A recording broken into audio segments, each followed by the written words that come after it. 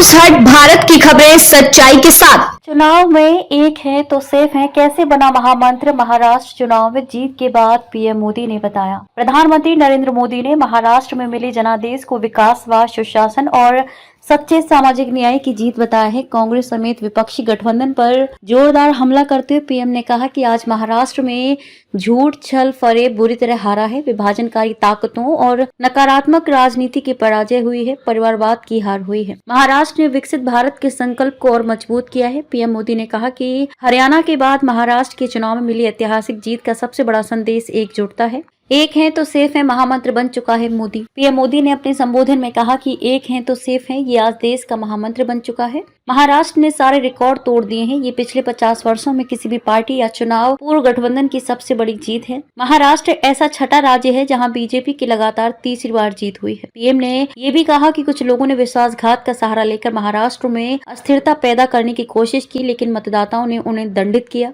PM ने कहा कि मैं आराम से बैठने के लिए पैदा नहीं हुआ हूँ। वो दिन दूर नहीं जब भारत दुनिया की तीसरी सबसे बड़ी अर्थव्यवस्था बनेगा। पीएम ने महाराष्ट्र के मौजूदा सीएम एकनाथ शिंदे और डेप्यूटी सीएम अजित पवार की तारीफ की और देवेंद्र फडणवीस को अपना परम मित्र बताया। अब कुर्सी फर्स्ट नहीं, नेशन फर्स्ट की भावना के साथ हैं वोटर। पीएम ने कांग्रेस पर हमला बोलते हुए कहा कि इंडी वाले देश के बदले मिजाज को नहीं समझ पा रहे हैं। ये लोग सच्चाई को स्वीकार करना ही नहीं चाहते। ये लोग आज भी भारत के सामान्य वोटर के विवेक को कम करके आंकते हैं। देश का वोटर नेशन फर्स्ट की भावना के साथ है। जो कुर्सी फर्स्ट का सपना देखते हैं उन्हें देश का वोटर पसंद नहीं करता। महाराष्ट्र के जनादेश का एक और संदेश है कि पूरे देश में सिर्फ और सिर्फ एक ही संविधान चलेगा। मोदी ने कहा कि बाबा साहेब आम्बेडकर भारत का संविधान ही देश में चलेगा। जो भी सामने या पर्दे के पीछे देश में दो संविधान की बात करेगा उसको देश पूरी तरह से नकार देगा। उन्होंने कहा कि कांग्रेस और उसके साथियों ने जम्मू कश्मीर में फिर से आर्टिकल 370 की दीवार बनाने का प्रयास किया है, जो संविधान का अपमान है। महाराष्ट्र ने उनको साफ साफ बता दिया कि ये नहीं चलेगा। पीएम ने कांग्रेस और उसके साथियों को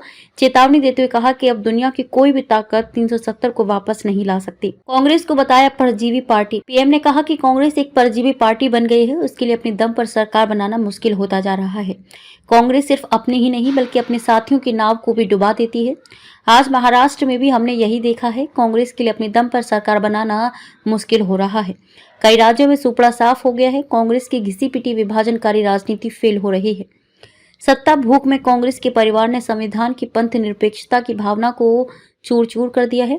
हमारे संविधान निर्माताओं ने उस समय 1947 विभाजन विभीषिका के बीच भी हिंदू संस्कार और परंपरा को जीते हुए पंथ निरपेक्षता की राह को चुना था, लेकिन कांग्रेस परिवार ने झूठे सेक्युलरिज्म के नाम पर उस महान परंपरा को तबाह कर दिया।